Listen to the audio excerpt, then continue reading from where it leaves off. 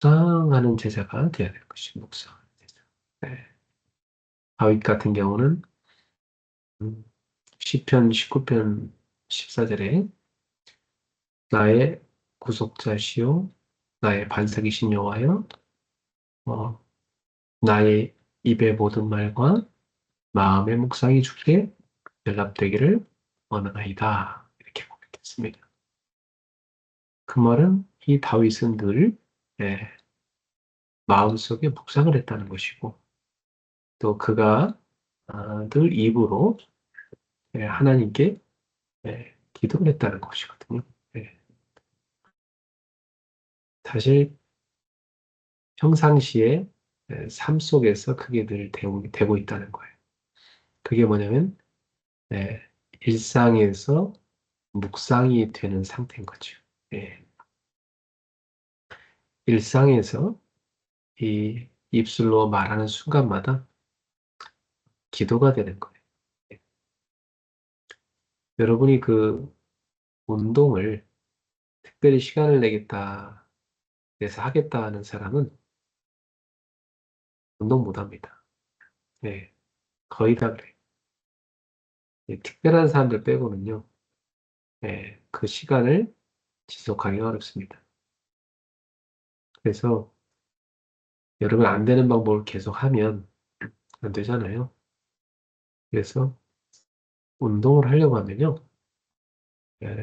일상화 시켜야 돼요. 1시간 공부를 했다면 5분간 운동하는 겁니다. 1시간 일을 했다면 5분간 운동하고 또 일하는 거예요. 예, 주무시기 전에 여러분이 스트레칭도 좋아요. 운동하고 자는 거. 아침에 일어나면 가볍게 여러분이 운동하고 시작하는 거. 뭐 그러다가 시간이 좀 여유가 있다. 그러면 뭐 여러분 운동화 신고 바깥에 가서 걷든지 또 뛰든지 그러면 되는 거죠. 예. 그리고 뭐 집에서도 충분히 근육 운동할 수 있는 게 많아요. 여러분이 벽을 짚고 팔굽혀펴기를 해도 되고요. 제자리에서 앉았다 일어났다를 계속 해도 좋아요. 음. 또는 뭐 계단을 걸어서 올라갔다 내려갔다 하면 좋습니다. 그렇게 일상에서 운동을 해야 그 운동이 체질이 됩니다. 예, 묵상이 마찬가지예요. 우리는 늘 생각과 마음이 있는데 거기에 말씀을 담는 겁니다. 그래서 특히 여러분이 주일날 같은 경우는 그 메시지 세 개를 받는데 그걸 딱 여러분 마음에 담는 시간을 만드셔야 돼요. 그래서 예배 드리고 나면 여러분이 좀 받은 말씀 가지고 다시 한번 좀 곱씹어보는 시간이 필요해요. 그걸 마음에 딱 담는 거죠. 그럼 그게 계속 언제든지 여러분이 꺼내서 어, 다시 묵상할 수가 있습니다. 마음의 창고에 딱 저장한 말씀은 여러분이 일상에서 잠깐 짬이 날 때 딱 꺼내서 다시 묵상할 수가 있는 거예요. 그러나 마음에 담지 못한 말씀은 생각 안 납니다. 뭐 메시지 듣고 나서 다 생각날 수는 없죠. 그러나 하나님이 이건 나에게 정말 주신 말씀이고 이건 나에게 너무 필요하다. 그게 있다니까요. 그걸 여러분 마음에 딱 담으셔야 돼요. 예. 마음의 창고에 딱 저장을 해놨다가 여러분이 뭐 전철을 타고 간다든지 아니면 뭐 잠깐 쉬는 시간이 있다든지 그럴 때 딱 마음에서 그 말씀을 꺼내서 묵상하는 거예요. 윗이 그렇게 한 거예요, 사실은. 뭐 양을 치면서도 했고, 뭐 잠자기 전에도 했고, 아침에 일어났을 때 했고, 그렇게 산 거예요. 이렇게 묵상하는 제자가 돼야 된다. 그러면 이 묵상이라는 도대체 뭐냐? 말씀을 마음에 담는 것이다. 뭐 성경 구절을 암송해도 좋고, 여러분이 받은 메시지의 중요한 핵심을 마음에 담아도 좋아요. 세상 사람들은 그게 없으니까 머릿속에 한때만 걱정근심 다 오잖아. 그렇죠? 그러니까 하루 종일 걱정, 근심, 염려 속에 사는 게 사람들. 마음속에 말씀이 없으니까. 여러분 생각해 보세요. 에, 이렇게 깨끗한 컵이 있으면요. 그 컵에 물을 안 담아 놓으면 한 일주일 정도 지나서 그 컵을 딱 쳐다보면 컵에 먼지가 가득합니다. 그럼 별게 다 들어가 있어. 근데 이 물 속에, 이 컵 속에 물을 딱 채워놓으면, 예, 그 맨 위에만 좀 먼지가 안 들어있지? 그대로 유지돼요. 예. 그러니까 우리 마음속에 하나님의 말씀을 다 담아놓은 사람하고 그거 없이 사는 사람하고는 천지 차이인 거죠. 그래서 다윗 같은 경우는 늘 말씀을 마음에 담고 그걸 갖고 묵상을 한 것이라. 그 소가 위가 몇 개 있는지 아세요? 우리 위가 한 개 있잖아요. 소는 위가 네 개 있습니다. 그 말은 소가 이렇게 풀을 씹을 때 씹고 어, 뒤에 넣어놨다가 예, 나중에 다시 꺼내서 그걸 또 씹습니다. 그러니까 풀만 먹는데도 살이 이렇게 빵빵하게 찌는 그 비밀이 뭐냐면 이 소가요 풀을 완전히 완전 가루가 될 때까지 씹어서 그래서 어, 그걸 소화시킵니다.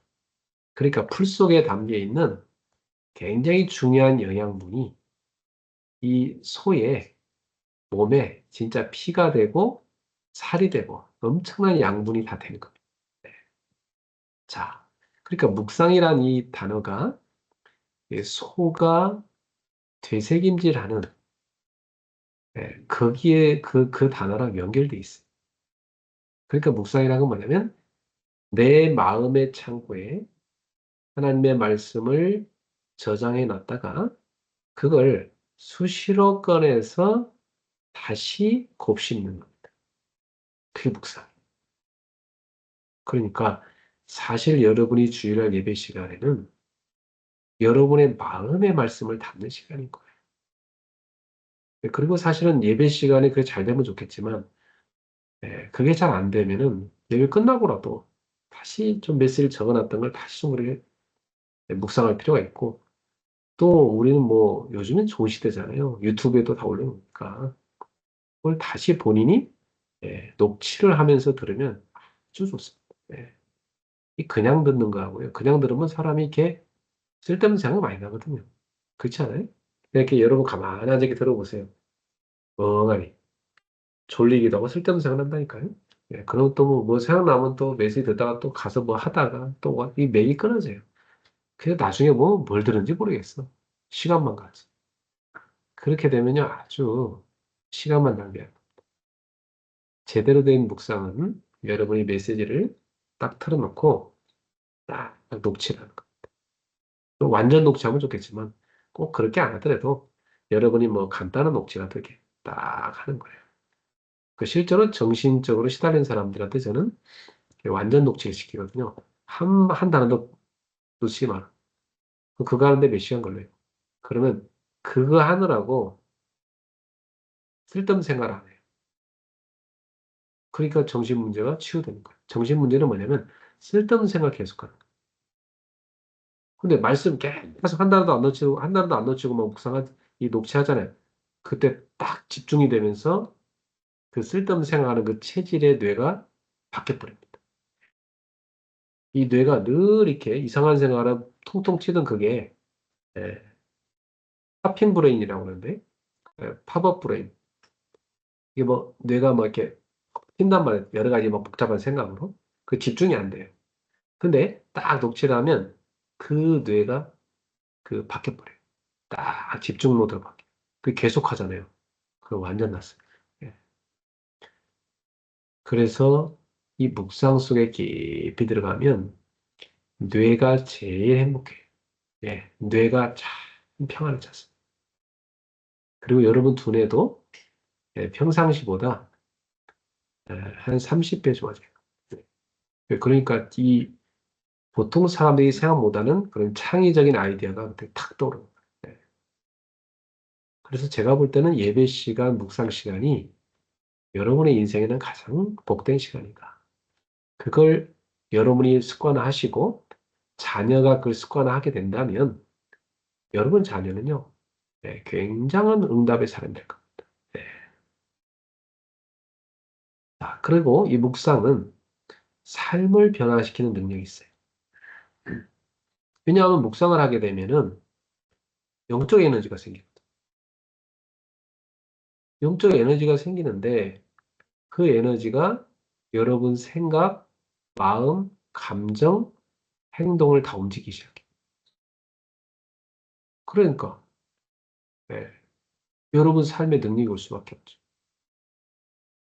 보통 사람들이 못 생각하는 걸 여러분 딱 생각하게 돼요. 예, 그게 하나님이 주시는 영적인 그런 에너지입니다. 그리고 굉장히 내 몸속에서도 그 영적인 치유가 일어나요. 그러니까 여러분의 그 DNA가 치유되는 일이에요. 보통 사람들이 이 DNA가 많이 고장나 있어요. 예를 들면 꽃을 봐도 뭐 감동이 없는 사람이 있거든요. DNA 고장난 사람이. 네. 이거 뭐 남들은 다 웃는데 왜 웃지? 웃음 안 생긴 사람이 있어요. 그 DNA 고장난 사람. 웃음 DNA 고장난 거예요, 그게. 네. 또 별로 화낼 일도 아닌데 막 심하게 화내고 막 그런 사람이 있어요. 그거요. 예. 이 조절이 안 되도록 그 조절하는 그 DNA 고장난. 그게 다 뭐 무슨 문제냐면 뇌의 문제거든요. 예. 근데 묵상을 하게 되면 그 DNA가 정상으로 돌아가요. 그 몸에 일어나는 굉장한 치유죠. 예. 그리고 묵상할 때 여러분의 뇌는 최고 휴식을 합니다. 그렇게 보면 됩니다. 예. 근데 이제 약간 이제 뇌가 억지로 휴식을 취하는 게 뭐냐면 멍 때리기거든요. 여러분이 왜 하루 종일 힘들고 지쳤을 때 집에 오면 아무것도 하기 싫잖아요. 그리고 그냥 뭐 하고 싶습니까? 멍하니 그냥 뭐 테레비 본다든지 멍하니 뭐 그냥 휴대폰 쳐다보고 있다든지 그런 거 있어요. 그때 보는 건 머릿속에 저장하게 보는 게 아니잖아요. 그냥 머리가 좀 쉬고 싶어서 멍하고 싶은 거예요. 그렇게 하는 거거든요. 근데 그 멍 때리기는 약간 뇌 휴식은 되지만은 실제로 뇌가 스트레스 다 받습니다. 뭘 계속 보잖아요. 그 눈으로 계속 정보 들어가는데 뇌에서는 계속 그 정보를 거부하는 거예요. 이게 계속 일어나고 있어요. 계속 집어넣고 계속 거부하고. 그 뇌는 오히려 스트레스 받아요. 나 지금 쉬고 싶은데 계속 뭐 휴대폰 보면서 뭐 집어넣는 거야, 뇌를. 입력을 계속 하는 거야. 인풋을 하는데 그걸 거부하는 거야, 계속해서. 그러니까 나중에 뭐 아무것도 기억 안 나죠. 그 되게 피곤해. 눈 아프죠, 나중에. 머리도 지끈거리고 아파. 그렇게 하다가 사람들 이렇게 자는 사람이 있어. 그리고 잘 때 보면 이러고 잔다. 휴대폰이 이렇게 손에 들려 있어. 요렇게 자고 있어요. 예. 참. 그게 정상이 아니요. 또 완전히 지금 병든 거예요. 그거 계속하면 뇌에 나중에 치매 와요. 큰일 난다니까요. 여러분의 뇌가 치유되는 가장 마음이 치유되고 생각이 치유되고 몸이 치유되고 이런 어마어마한 영적인 에너지가 내 속에 들어와서 내 삶을 변화시키는 놀라운 능력이라는 게 묵상이다. 그래서 이 묵상은 결국 여러분을 기도와 순종으로 이어지게 만듭니다. 묵상이 제대로 되면요. 그 말씀의 비밀이 기도의 비밀로 계속 이어집니다. 자, 그러면 계속 기도를 하고 있잖아요. 그러면 여러분에게 그 말씀에 순종하는 삶이 만들어지기 시작해요. 예. 그럼 어떻게 되겠어요? 말씀이 자기 삶에 실현되고 성취된 응답의 사람이 되는 거죠. 이 사람이 바로 제자로. 그 말씀이 내 삶에 이루어지는 거니까 그것처럼 복된 게 없죠. 그래서 하나님은 이런 묵상하는 제자를 찾으신다. 여러분이 바로 그런 인물이 다 되셔야 됩니다. 저는 우리 교회 모든 성도들이 묵상하는 제자 되기를 원해요. 예. 이것은 뭐 여러분이 할수록 유익합니다. 예. 그리고 자기가 묵상이 돼야 다른 사람 도울 수 있어요. 그걸 안 되면 힘없어도 못해요. 여러분이 힘을 얻어야 돼요. 예. 두 번째, 우리 디아스포라에서 2강 주의 일부 말씀은 교회를 사랑하는 제자입니다. 이 교회를 사랑하는 게 도대체 뭘까? 그래서 대표적인 모델로 우리 시길라 아굴라 부부를 어, 예로 들었죠. 이 부부는 그 로마서 16장 3절에서 5절에 이 부부와 평생 사역을 한 이 바울 사도가 이 부부를 저 로마에 흩어져 있는 여러 지교의 사람들한테 소개할 때 뭐라고 표현했는가 그걸 보면 돼요. 그리고 로마서 16장 3절에서 5절에 이 딱 세 구절에 이 부부가 어떤 사람인가를 바울이 간단하게도 아주 중요하게 소개를 합니다. 그러니까 사실 로마서 16장에 그 편집 전달하는 베베는 지금 바울이 보내는 사람이고 그 사람에 대해 소개를 한 거고 이 사실은 이 로마에 있는 사람들을 서로 자기들도 잘 몰라요. 근데 바울은 다 소통하고 알고 있었어요. 그래서 바울이 로마에 흩어지는 제자들을 하나 이름을 불러가면서 이 로마의 다른 그 지교의 사람들한테 소개하고 있는 내용이 그게 로마서의 마지막 16장에 있는 내용이거든요. 근데 바울이 첫 번째로 언급한 인물들이 바로 브리스길라와 아굴라예요. 그러니까 자기가 정말 소개하고 싶은 아주 중요한 제자인 거죠. 그럴만해요. 그래서 이 부부의 특징이 세 가지 단어로 나옵니다. 첫 번째 단어, 나의 동역자들인 브리스가 아굴라 부부. 이렇게 나옵니다. 나의 동역자라는 말은 바울과 함께 교회를 세우는데 헌신했다는 얘기거든. 어떻게 헌신했을까? 두 개 단어가 다 나와요.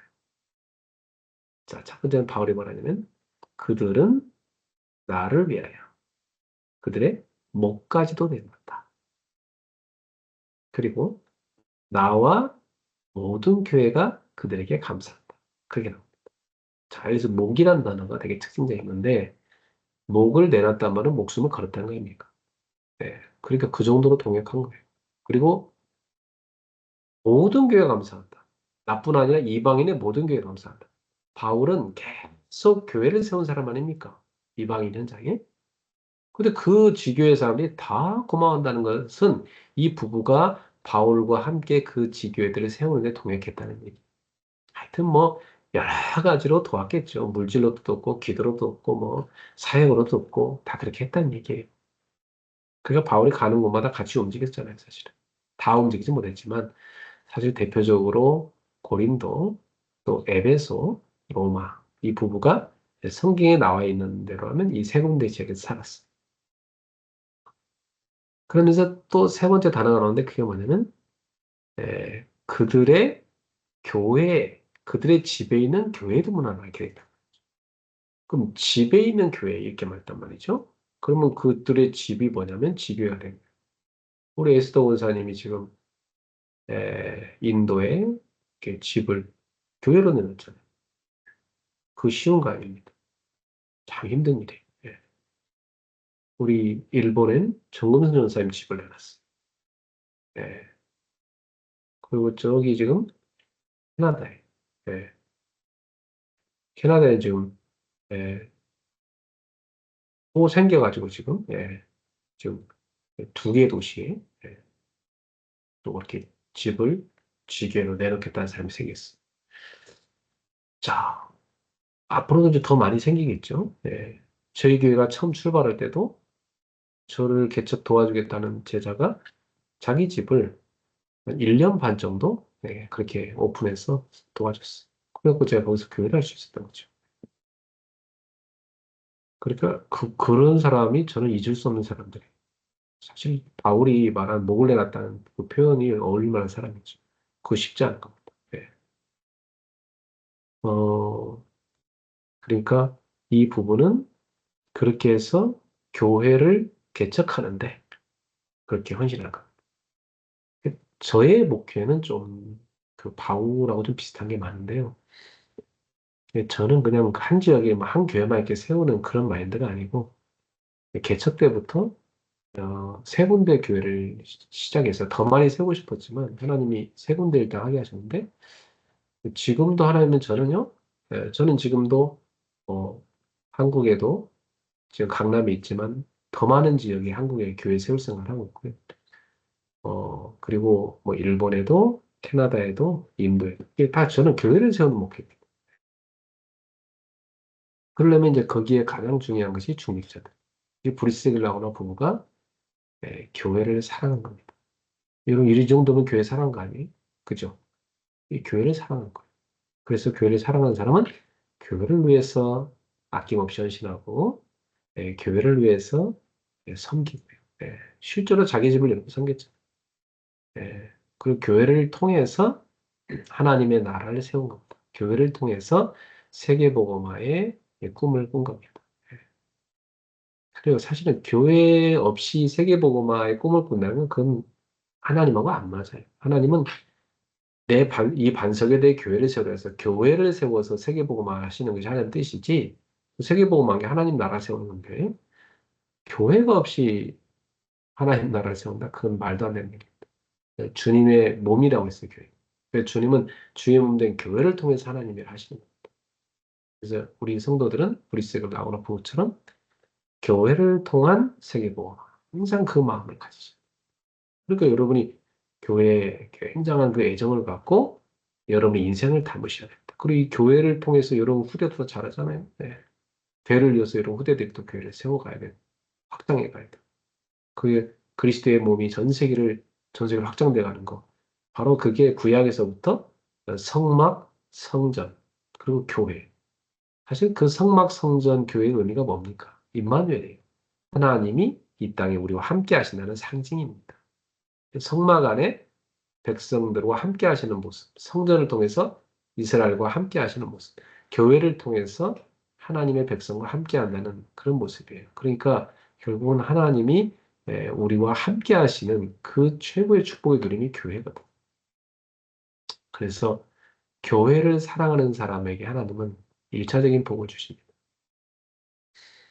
그리고 교회 사랑하는 부모를 볼 때 자녀들이 따라합니다. 예. 그 교회를 같이 합시고 막 집에서 뭐 목사 욕하고 뭐 교회 뭐 문제 얘기하고 뭐 그런 중직자는요 자녀들이 다 신앙이 병들어버려요. 자녀들이 다 망가져버려요.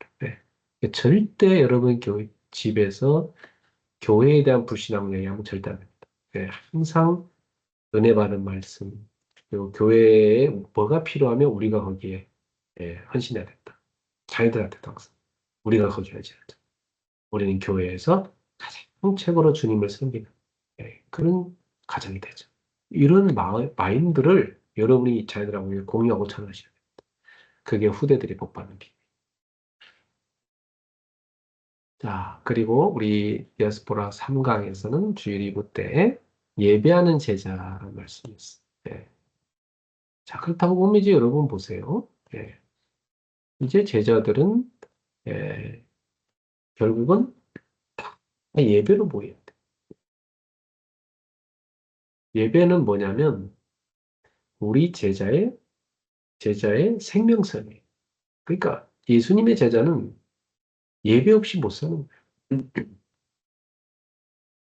내가 목사로서 가장 행복해하고 내가 가장 중요하게 생각하는 게 예배거든. 네. 나는 예배를 통해서 은혜를 받고 내가 힘을 다 얻어요. 다 부르고. 그리고 예배를 통해서 비전을 보고 꿈을 꾸고 예. 예배를 통해서는 하나님의 음성을 듣고 그래요. 그 제가 이렇게 목회하면서 사단이 저를 찾아와서 굉장히 저를 낙심시키거든요. 뭐 여러 가지로 저를 막 공격하잖아요. 얼마나 저를 막 절망으로 막 끌고 가는지 몰라요. 근데 내가 그렇게 힘들게 막 영적 싸움을 싸우다가 예배 시간에 예배 드리면서 회복이 되었지. 영적인 힘을 쭉 많이 얻어요. 예. 그래서 여러분에게 제가 하나님 말씀 심부름도 하고, 근데 제가 은혜 받는 시간이고 제가 사는 시간. 예. 그래서 저는 예배가 너무 좋고, 전 세계에서 예배가 제일 많은 교회를 만들고 싶은 게 제 소망입니다. 예. 그 진짜 저녁마다 예배 있는 교회, 새벽마다 예배 있고, 아침마다 또 예배 있고, 낮에 정오에도 예배 있고, 교회가 여러 교육자들이나 뭐 중직자들이 예배를 막 인도하는 사람들이 막 생겨났고, 예배할 수 있다. 그래서 언제든지 예배하고 싶은 사람은 우리 교회 올 수 있다. 뭐, 온라인도 좋아요. 온라인도 여러 번 있어야 돼. 예. 지금이야 뭐 저와 중직자들 몇 분이 하지만은, 앞으로 이제 이게 진짜 우리 교회가 점점 커질수록 이 예배 인도하는 사람이 많이 생겨갖고, 언제나 예배 와서 은혜 받을 수 있도록 만들어요. 그래야 다 살려요. 초대교회는 뭘 잘하는지 아세요? 초대교회는 모이면 예배했어요, 일단. 그리고 흩어지면 전도하고. 그게 초대교회였다니까. 그 모이면 예배하고 흩어지면 전도하고. 그게 기독교인의 삶이에요, 여러분. 기독교인은 모이면 쓸데없는 얘기가 그게 아니에요. 모이면 예배하는 거예요. 한 마음으로 모였어요. 한 곳에서 모였습니다. 모여서 예배할 때 어떤 일을 합니까? 성령께서 그 자리에 임하시고, 모여서 예배할 때 말씀이 선포되고, 말씀이 성취돼요. 그리고 그 은혜 받아갖고 현장으로 흩어져서 다 증인되어져. 그리고 초대교회 성도들이 집에서 성전에서 그렇게 모여서 예배한 거 아닙니까? 그 흩어져서 또 뭐 하는 겁니까?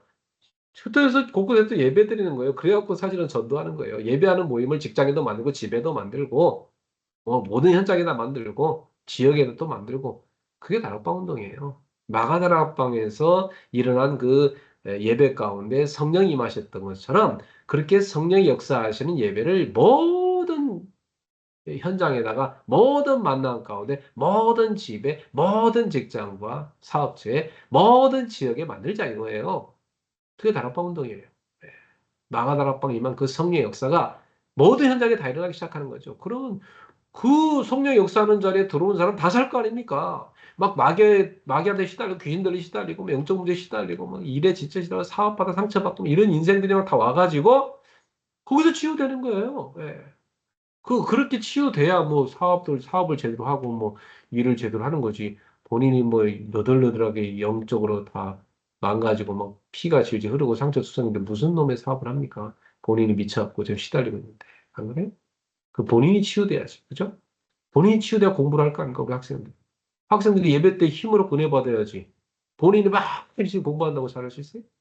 아닙니다. 하나님이 주는 힘을 얻어야 공부도 잘할 수 있는 거예요. 하나님이 주는 축복을 받아야 돼요. 하나님이 주는 지혜를 얻어야 공부를 잘할 수 있는 거예요. 우리 학생들. 예? 그래서 예배하는 제자가 시대를 바꾸는 것입니다. 그래서 요한복음 4장 23절 24절 보세요. 하나님은 영이시니 예배하는 자가 영과 진리를 예배할지니라. 하나님은 예배하는 자를 찾으시다. 영과 진리로 예배하는 자를 찾으신대요. 그 예수님 말씀이에요. 예. 그렇죠. 하나님이 지금도 지구를 내려다보면서 누가 진짜 예배하냐? 그 사람을 찾으신다니까, 여러분. 예. 여러분이 발견되는 제자 되기를 주님의 이름으로 축복합니다. 예. 우리 수예배 때는 바울이 고린도에서 너무나 이게 지금 두려워하고 떨고 있으니까 또 핍박을 하니까 말이죠. 그때 하나님이 바울에게 찾아오시더니 예, 두려워하지 말고 침묵하지 말고 말하라. 담대히 말하라.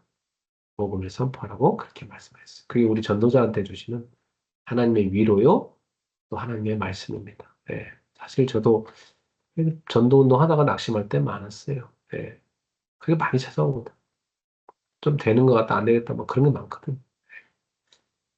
근데 바울도 그런 일이 있었어요. 근데 그때마다 주님 바울에게 찾아오셔서 위로하시고 격려하시면서 바울아 두려워하지 마라. 두려워하고 있으니까 두려워하지 말라는 거 아닙니까? 두려워 안 하고 있는데 하나님 뭐 주님이 괜히 나타나고 두려워하지 마. 그럴 리가 있어요, 여러분?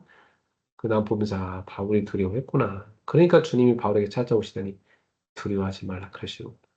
그리고 바울이 야, 이게 박해라는데 방해를 이렇게 하는데 못 전하겠다 이렇게 생각했나 봐요. 그러니까 주님께서 침묵하지 마라. 계속 말해. 왜냐? 이 성에 내 백성이 많다. 구원받도록 하나님 다 예정하신 사람들이 거기 많다는 거예요. 네 담대하게 보험서 나라는 거예요. 근데 저는 한 가지 확신이 생겼는데 제가 30년 넘게 전도 운동하면서 분명히 전도자의 발걸음에는 복음 받을 사람이 있다는 거. 그리고 어느 지역이나 어느 현장이든지 반드시 그 지역과 그 현장을 살릴 제자가 예비되어 있다는 것을 저는 확인했어요. 정말 확인했어요. 그래서 저는 확신해요, 지금. 모든 도시, 모든 나라, 모든 민족, 모든 지역, 모든 학교, 반드시 제자 한 명입니다. 그 사람을 찾는 겁니다. 네. 그러니까 우리가 복음 담대히 선포해야지. 자, 어제 금요 치유예배 메시지 되게 중요한 메시지였는데, 하나님이 함께 하시는 삶을 이삭을 통해서 이렇게 보여주셨어요. 이삭이 사실은 그 나그네였잖아요. 예, 블레셋 사람들의 땅, 그 가나안의 블레셋 사람들의 땅에 이렇게 가서 머물러 쓰고 있었어요. 그러니까 남의 땅에 있는 게 쉽지 않죠. 자기 아버지가 옛날에 파는 우물 이렇게 다시 파서 쓰려고 하니까 블레셋 사람들이 와서 그거 다 뺏어가잖아요. 그러면 또 양보하고 또 가서 파니까 그것도 또 뺏으러 와요. 근데 이삭이 한 번도 그들과 다투지 않아요. 그냥 양보하고 다 줘버립니다. 사람들은 그게 잘 안 되잖아요. 뭐 맨날 내가 먹다 네가 먹다 맨날 뭐 찌고 볶고 뭐 그게 사람 아닙니까? 근데 이삭은 그러지 않았어요. 딱 양보하고 온유한 사람이죠. 예. 온유란 게 뭡니까? 하나님을 신뢰함으로 내가 다른 사람의 그런 부족한 부분, 예, 연약한 부분에 대해서 잘못에 대해서 예, 관대한 마음을 갖는 겁니다. 그게 온유함이에요. 이 이삭은 참 온유한 사람이었죠. 우리도 이삭 같은 그런 성품이 참 좋아요. 그 이삭이 그렇게 예, 싸우지 않고 다 이렇게 양보를 합니다. 근데 예, 그게 세상이 볼 때는 좀 바보 같고 어리석은 것 같지만은 시간 지나고 보세요. 이삭은 뭘 갖고 있었냐면 아 하나님이 내 복의 근원 이 믿음이 있을 거예요. 그러니까 다 양보하고 다른 데로 갔는데 거기서도 계속 우물 파잖아요. 이게 하나님의 역사예요. 그 나중에는 그랄 땅에서 쫓겨나요, 이삭이. 예. 너무 잘 되니까 그랄 사람들이 시기하고 질투하고 두려워서 내쫓아버려요. 그 이삭이 쫓겨나가가지고 예, 브엘세바 그 땅에서 이제 있는데 찾아온 거예요. 이 블레셋의 왕, 예, 그리고 신하들이 찾아온 겁니다. 왜 찾아왔습니까? 미안하다고. 화친 맺자. 쫓아낼 때는 언제고? 화친 맺자. 예. 왜냐? 이삭이 너무 하나님의 축복을 많이 받으니까 두려운 겁니다. 자기들 나라 쳐들어와서 뺏을까. 그래서 화친 맺자. 이삭은 그 사람들을 배부르게 먹였어. 먹이고 마시게. 잔뜩. 그리고 다음날 일어나가지고 딱 계약서 썼습니다. 그들은. 그리고 딱 돌려보냈죠. 그러고 나니까 종들이 막 와가지고 주인님 또 우물 파신다. 그리고 이삭이 너무 기뻐하고 그 우물 이름을 뭐라 했어요? 부엘세바다. 그 지역 이름이 돼버렸습니다. 맹세 우물이다. 하나님의 축복으로 성공하는 게 신자입니다. 하나님 함께하는 삶을 이 블레셋 왕이 보고 뭐라 합니까? 이 아비멜렉이 하나님이 너와 함께 하시는 걸 우리가 분명히 보았다. 그래서 그렇죠. 그게 전도입니다. 여러분이 그런 사람이 돼야 돼요. 이삭 같은 사람이 돼야 돼요. 하나님이 여러분과 함께 하심을 분명히 보게 돼야 돼요. 그렇죠? 여러분 주변에 그 불신자들이 타종교 사람 여러분 보고 야 하나님이 너와 분명히 함께 하시더라. 이렇게 봐야 전도 선교가 되는 겁니다. 여러분이 그러한 이삭 같은 축복을 받았어. 이삭은 보세요. 빛의 경제 하나 계속 주잖아요. 그 빛의 경제를 받는 여러분 되기 바랍니다. 네, 이번 주 아주 중요한 메시지 많이 나왔는데, 하나도 흘려보내지 말고, 다 묵상해서 여러분과 만드시길 바랍니다. 네, 기도하겠습니다. 주님 감사합니다. 오늘도 묵상의 사람들에게 말씀 주셨사오니, 주신 말씀이 다 자기 것에서 응답받는 증인으로 서게 하시고, 이들이 세계복음화의 제자로, 하나님께 쓰임받는 제자로 세워지게 하옵소서. 모든 심령을 치유하여 주시옵소서. 말씀으로 채워주시옵소서. 그리고 우리를 변화시켜 주옵소서. 예수님의 이름으로 기도합니다. 아멘. 네, 이 시간에는 우리 받은 말씀 가지고 찬양 드리면서 여러분 좀 깊이 호흡 기도하도록 하겠습니다. 네, 여러분 그 앉은 자리에서